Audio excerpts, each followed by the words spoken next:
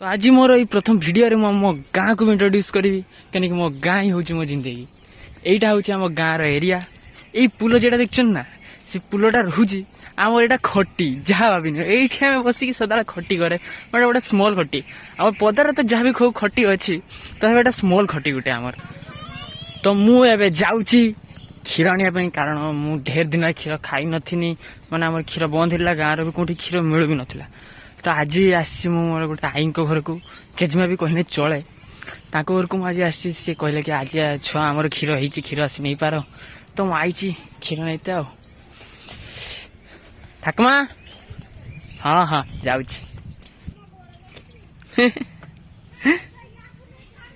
एतिकी आहरी क्षीर रही आउ जन नब ना ओहो पूरा बंद कर देने तुम्हारो सकाल बिकाड़ा को तुमको दे दूं हाँ हाँ गोरुटा चोरी बोली के आसे ना हाँ से पड़ू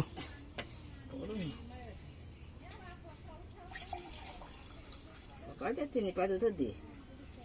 से भी आसे चले लगा ने हला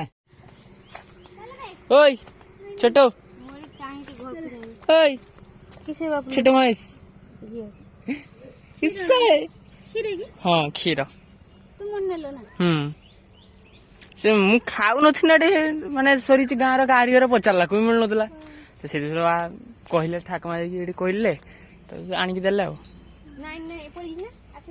फाइनाली मु क्षीर घिनी आनली हे यहीन तो जाऊ मोर आज जाऊ क्षीर खाइबार आशा गोटे कहीदे पूर्ण हम देखिबार पद्म फूल आम गाँव माने मानते से माकड़ दल माकड़ माने से बोलुंट किस कहबू तो आज मोर गोटे आहरी गोटे भल कथा आज मोर आज लॉजिक एग्जाम थिला माने लॉजिक एग्जाम रे भी मु आज एग्जाम दे आसी सुईची पाठ पाठ रात पढ़ीनी चई काड़े जाऊे काड़े बोलूँ एट ओहो समस्त गाँ पर आम भी गाँ खरा दिने हम माने तो मुग बिरी सब तो पड़ो से देख रास्ता मुग बिरी क्या सब पड़ी समस्त गाँव रही सिचुएसन माने मुग बिरी रास्तार धान समय धान ये सब पड़ी दियो किस कहू तो घर लाइन नहीं तो खरा लाइन रहा घर शुते मनुष्य शुते पाऊ ना किस कर क्या चलती काकी खाई पकाओ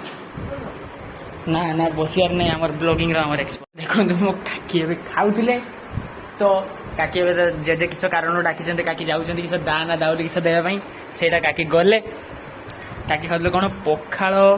शाग आटा किस गोटे किस छोट बिरी बड़ा आ देसी खाଇବା तो यहीटा है आम गड़िया माने यहाँ गड़िया ये माछ फाच सब ये छाड़ाई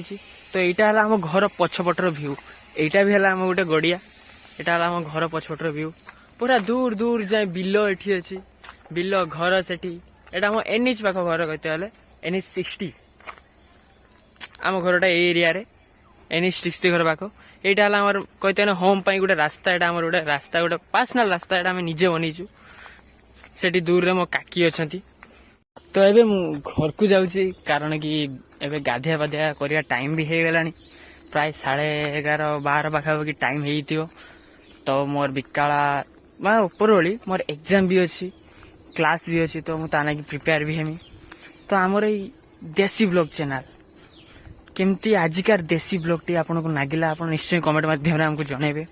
आ गोटे लाइक एवं सब्सक्राइब निश्चय करिए कारण ये लाइक सब्सक्राइब टी आपण को नागी तो छोट होता पारे